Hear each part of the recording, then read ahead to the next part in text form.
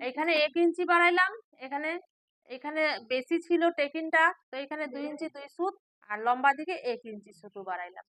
বাড়ানোর পরে তোমার ফিটিং আসতেছে এইটা, হ্যাঁ, এটা ফিটিং আসলো, একে এখানে সরাই দিলাম।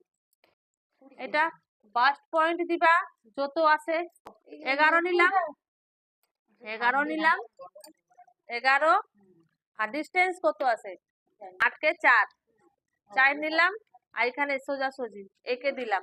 এইখানে যদি 4 আসে তাহলে নিচে দিকে আসবে তোমার 3, 1 ইঞ্চি কম, 1 ইঞ্চি, 1.25 ইঞ্চি কম।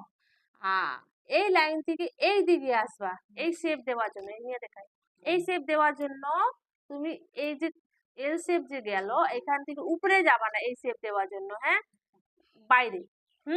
তো এইখান থেকে এই অবধি, এটা সামনেটা হাফ ইঞ্চি কম নিতে হবে না এটা? হ্যাঁ, ওইটা পরে দেখাবো, আগে এই শেপটা দেখো। এটা আর্মহোল শেপ হলো, এখান থেকে দিলাম, একে মিলাই দিলাম। এটা কত বললাম? এইখান থেকে বাইরে যাবা, উপরে যাবা না, যতই এইখানেও নিতে পারো, এখানেও নিতে পারো, আমার শেপ জোনখানে, হ্যাঁ, তার থেকে 1 ইঞ্চি কম, এটা কম, নিচে 1 ইঞ্চি কম, একে এখানে মিলাই দিবা, মিলাই দিলাম। তারপর এখান থেকে 2 ইঞ্চি যাওয়া, 2 ইঞ্চি প্রিন্সেস শেপ দেওয়ার জন্য, এটা দেওয়া হলো, এটা সোজা গেলা, সোজা গেলে পরে একে সি শেপ, এইভাবে যে কোনায়, যে এখানে কোনা হয়ে গেল না, কোনাটা হবে না, হালকা গোল, এইভাবে একটু বেশি বাইর হয়ে যাবা না, হ্যাঁ, এই লাইন থেকে বের হয়ে যাবা না, ভিতরের দিকেই গোল করবা, এইভাবে হইলো। এটা এইদিকে একে এখানে আসলাম গোল করে, আইকে হালকা নিচে এভাবে ঘুরাই দিলাম, শেপ হয়ে গেল, ঠিক আছে। আর যার হেভি সাইজ থাকে ওকে একটু এখান থেকে হাফ ইঞ্চি এইভাবে এই শেপটাও দিয়ে দিবা। এই শেপটা দিলে পরে একে এই দুইটাই কাটা হবে, আর এটা তো কাটা হইলো, আর হেভি সাইজ না থাকলে একটা দিলেই হবে। হ্যাঁ, তো একে এইভাবে দিবা, একটা দিলেই হবে। দেখো তো দুইটা দিয়ে দেখো, দুইটা দিয়েই করো, হ্যাঁ, দুইটা দিলে কোনো অসুবিধা হবে না। তো এটা দিলা, কিন্তু এইটা দিলে পরে আবার আরমোলটা আমরা যখন একে কাটবো তখন কি হবে, এটা উপরে উঠে যাবে।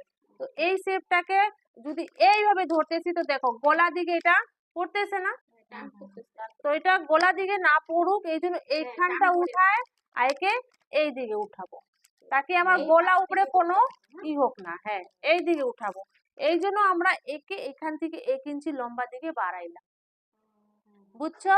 এটা যখন এখান থেকে আমরা যখন একে উঠাবো, তাহলে এখানে তো কম পড়ে যাবে, মিলাইতে তাহলে অসুবিধা হবে পিছন পাট সাথে। তো এই জন্য আমরা এইখান থেকে উঠাই একে এখানে রাখবো, তাকে আমাদেরকে গলা আমাদেরকে সোজাই থাকবে। তো বুঝাচ্ছি, এটা সেলাই হয়ে যাবে।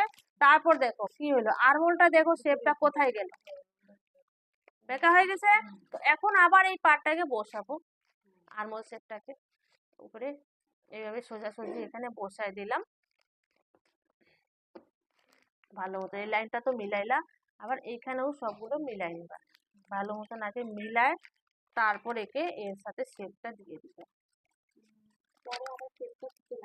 হ্যাঁ, না হলে দেখো 1 ইঞ্চি যে নিচে থেকে বাড়াইলাম, এই যে চলে আসলো, হ্যাঁ, তো এই শেপটা এইভাবে চলে আসবে, বুঝছো। মানে এটা যদি আমি দুইটা কাটি তখন এরকম আসবে, একটা কাটলে একটাও কাটলে আসবে, একটাও কাটলে তুমি তো একটা কাটতে নিলা, আবার যখন সেলাই দিবে হাফ ইঞ্চি, তো এইভাবে দুই সাইডেই যাচ্ছে, এই যে দুই সাইডেই যাচ্ছে, মানে পরে বসা এটা আবার সেটা দিতে হবে।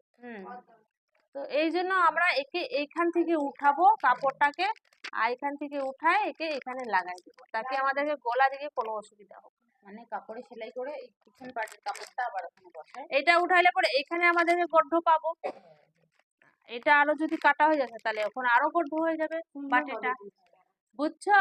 তো এই জিনিসটা বুঝে বুঝে করো, কি আমাদেরকে শেপ কিভাবে যাচ্ছে, কোথায় কোনটা আমরা সেলাই ধরলে আমাদেরকে কাপড়টা কম বেশি আগে পিছে ছোট বড় কেন হচ্ছে এগুলো, হ্যাঁ, এই শেপটা এখন কাটবো, বুঝছো।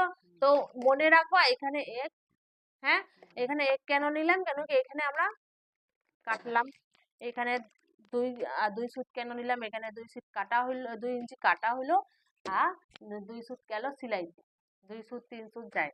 আর তারপর এটা এইভাবে শেপটা তৈরি হয়।